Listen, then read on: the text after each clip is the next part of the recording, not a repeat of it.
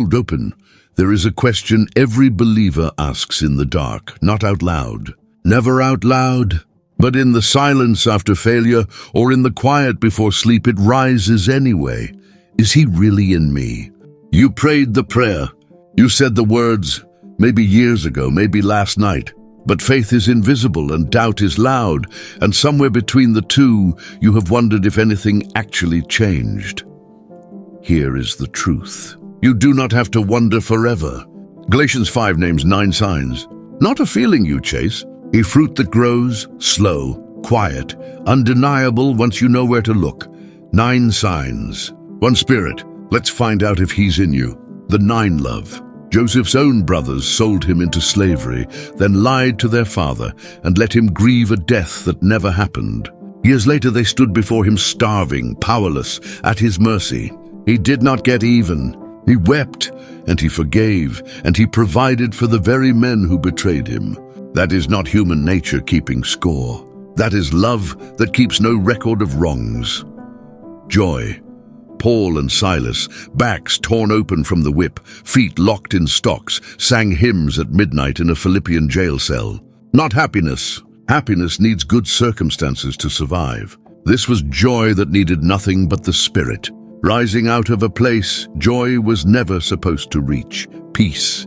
A storm tore across the Sea of Galilee, waves crashing into the boat, and hardened fishermen were convinced they were about to die. Jesus was asleep in the stern, not pretending calm, actually calm. A peace that transcends understanding, because it never came from the storm's absence in the first place. Patience.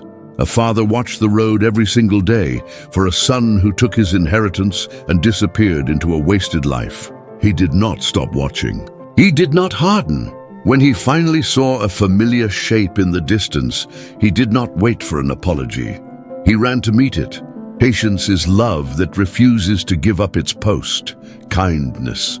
A Samaritan walked a road everyone else had learned to avoid and stopped for a stranger left for dead, while a priest and a Levite had already crossed to the other side. He spent his own money to save a man who could never repay him. Kindness that costs something is the kindness that's real. Goodness.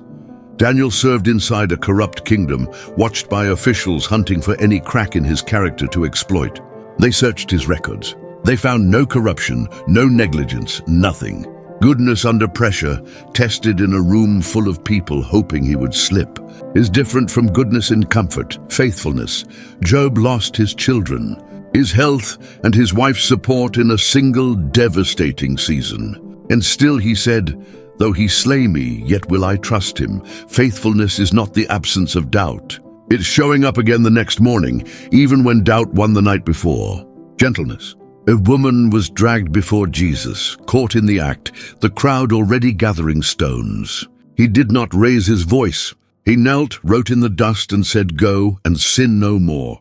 Gentleness is strength that has every right to strike back and chooses restraint instead. Self-control. Joseph again. Years earlier, alone in a house with a woman determined to pull him into sin no one would ever witness. No consequences he could see. Every excuse available to him. And he ran. Self-control is the sign that shows up when no one else is watching and nothing is stopping you but you. Conviction, love, joy, peace, patience, kindness, goodness, faithfulness, gentleness, self-control.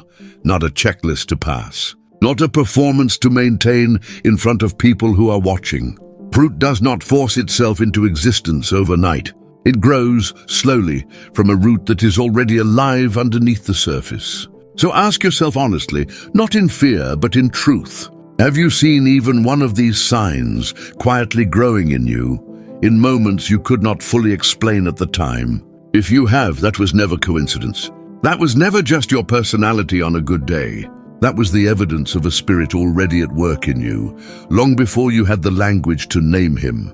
And if you searched every sign tonight and found silence instead, that is not a door closing. It is an invitation still open tonight to anyone willing to ask. You do not have to wander in the dark anymore. The fruit will tell you everything.